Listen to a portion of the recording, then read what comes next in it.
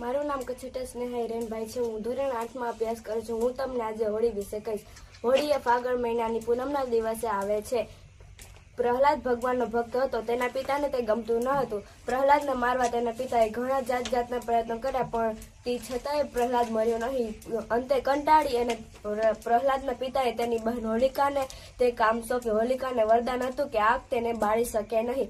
હોલિકાએ પ્રહલાદને ખોળા પર લઈ અને ચિતા પર બેઠી, પણ સૌને આશ્ચર્ય ત્યારે થયું જ્યારે હોલિકા બળી અને ભસ્મ થઈ ગઈ અને પ્રહલાદને કંઈ પણ થયું નહીં। ત્યારથી અસુર શક્તિનો નાશ અને દેવી શક્તિનો વિજય થયો। તે દિવસથી લોકો હોળીનો તહેવાર ઉજવે છે। હોળીના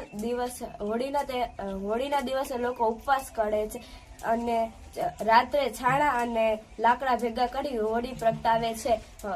આંબાના મોર, નવું અનાજ, ધાણી અને ચણાથી હોળીનો વધામણા કરે છે। રાત્રે લોકો મીઠાશ ખાઈ અને હોળીનો ઉપવાસ છોડે છે। હોળીનો બીજો દિવસ એટલે ધૂળેટી। ધૂળેટીના દિવસે લોકો એકબીજા પર રંગ કે ગુલાલ છાંટી અને આનંદ માણે છે। કેસુડાનો રંગ બનાવી તેનો પણ ઉપયોગ કરે છે। હોળી એ રાજસ્થાની લોકોનો મોટો તહેવાર છે। તે તહેવાર ઉજવવા તે પોતાના વતને જાય છે। હોળી એ આપણો ધાર્મિક તહેવાર છે। હોળી એ વર્ષા ઋતુની વધામણી કરતો પણ ઉત્સવ છે।